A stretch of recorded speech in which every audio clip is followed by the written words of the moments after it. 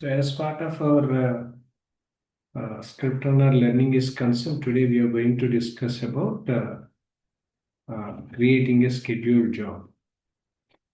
So when when we discussed about uh, the script runner, in the last session we discussed about the script console part. At the same time, uh, we discussed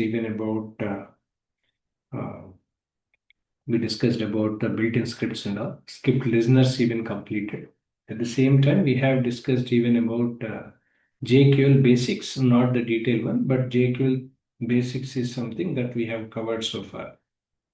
Now, today we are going to discuss about whatever the schedule jobs generally we have to use it when we are working on it. Because if you want to work on scheduling jobs in Script Runner, wherein to navigate to the script runner for any kind of schedule jobs. We need to access the schedule jobs first because when we are working on the Jira board, first of all, we have to take a schedule job. So I've taken one of the schedule job, which is called automatically creating a new Jira release version. This is a schedule job that I have taken. Now, when we have created a job, we need to provide the descriptiveness of the particular job that we have identified and created. Now we have to enable it because if you have disabled it, whatever the job creation that we have done cannot be implemented or cannot be used in once we have run the script runner, etc. Because when we are specifying any kind of schedules for any kind of intervals or any kind of cron expressions, generally we are using, it has to be enabled. So that's the reason why enability is important. So once we have enabled it, first of all, we need to mention the schedule, right? So for example, please edit the schedule is something that we have taken. Now, if you want to edit the schedule and all, either there are two options. Either you can take it on monthly day wise, at the same time, monthly schedule can also be taken. But for the present condition, what I am taking, weekly 5 days we work, Monday to Friday. So to Monday to Friday, I am enabling. Okay. So I'm enabling only for Monday to Friday. This is what something that I have taken. So and so date and week ties and all that. So at the same time, user details will be mentioned. Now, this is an example of this is an example that we have taken. For example, if you want to create any time logs for any kind of issue, this is an example I've taken. So this is an example where we generally write it on Java only. Java code this is a Java code where we are importing two utilities. One is for the calendar and second is for the locale. Again, I'm repeating.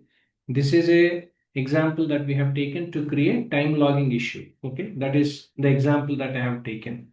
So to create a time logging issues, first of all, we need to create import utilities for calendar and locale and all that. Next, we need to define the calendar to get the instances, whatever is required, followed by any specific month that we have specified or not. Generally, as far as our example I have taken, I have taken 5 days a week. I have taken. Okay, that is what generally 5 days a week that was taken into consideration.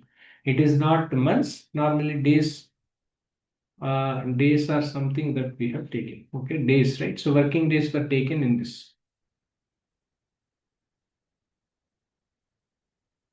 Okay, working days we have taken, right? So we have taken the working days and all. Working days are identified. We are taking it as a default one. Default one generally we have to be mentioned here. Next, we need to define the project key. Project key. It's already been mentioned over here, which is as demo. Wherein if you want to create any kind of project keys for the time logging and all, we need to set the summary for logging for day purposes. Okay, instead of month, I am taking days. Okay, I am taking days into consideration. At the same time, this event date, right? So this is for the set description for the month we have taken. That I'm changing it to days. Okay, so we are changing it to days, etc. Right? So whenever we are changing it to days, make sure whatever the enability of the code that we have mentioned updated here or the kind of line of code that we have mentioned in this existing code that we have taken, etc. Everything must be updated when and wherever it is needed. Okay, whatever the code that we generate, whatever the instances that we have taken, everything must be taken into account here. So once we have taken this into consideration, the next we need to run the code.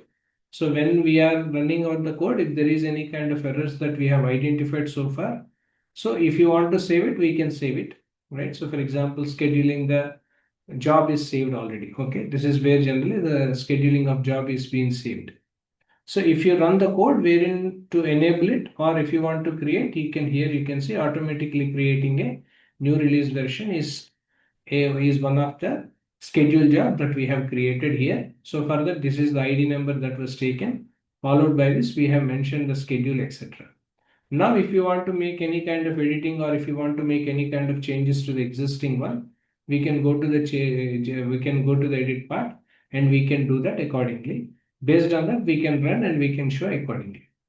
This is how generally we do, right? So when we are working on so whenever we are working on script runner, especially on the schedule jobs, this is how it is.